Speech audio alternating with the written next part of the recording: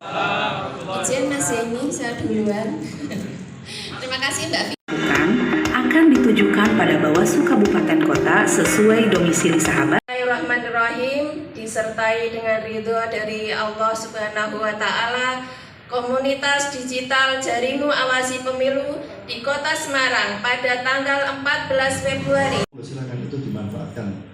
Kami beri space ruang satu teratak sendiri. Kita setiap bulan kan ada kegiatan pelayanan terpadu yang kita tidak bukan pendukung ataupun bukan termasuk yang harus melibatkan seluruh komponen dan stakeholder masyarakat tanpa terkecuali. Kita sudah berusaha untuk semua kita undang ya.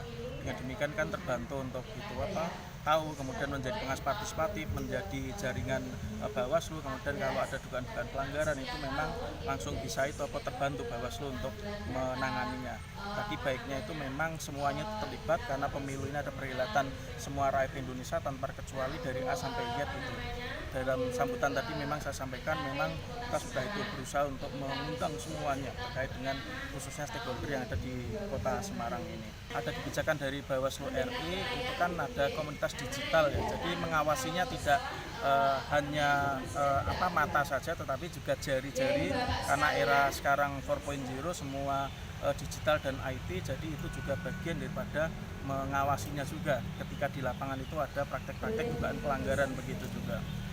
Tetapi juga harus pemilih atau mungkin masyarakat itu memang harus secara administratif maupun mengurus tadi akun, kemudian register, kemudian nanti juga masuk dalam komunitas itu, kemudian juga ada prosedur untuk menyampaikan dugaan-dugaan pelanggaran tadi gitu.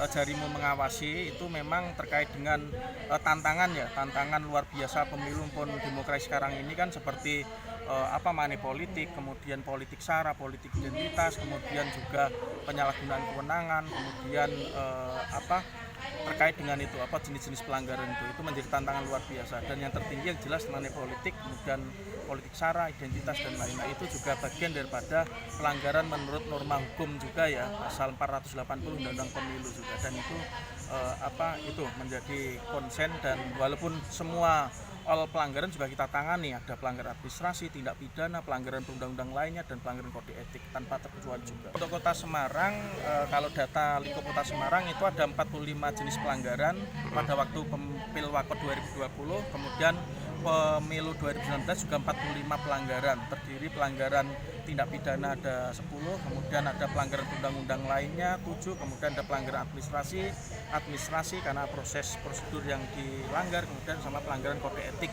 terkait dengan kode etik penyelenggara pemilu maupun adalah pencegahan, karena itu mandat undang-undang ya, peraturan berlaku itu memang cegah gitu.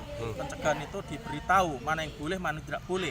Ketika mentaati mengindahkan berarti clear, berarti tidak akan berlarut menuju itu pelanggaran. Tetapi kalau ternyata itu kita nomor satukan itu berbagai cara model kita mengumpulkan, kita sosialisasi, kita bersurat juga getol juga untuk mengingatkan semua stakeholder penyangga demokratisasi di Kota Semarang. Jadi itu secara kuantitas itu 45 ya itu ya, kemudian pelanggaran administrasi itu 34, kemudian pelanggaran pidana itu 7, kemudian pelanggaran perundang-undang lainnya terkait dengan netralitas ASN luar biasa, pelanggaran kode etik itu 1 begitu. Jadi pertama itu adalah pelanggaran administrasi tadi, bahwa proses mekanisme tata cara yang dilakukan oleh KPU itu adalah melanggar itu tata cara maupun prosedur sebagaimana mestinya diatur dalam undang-undang maupun PKPU yang semestinya.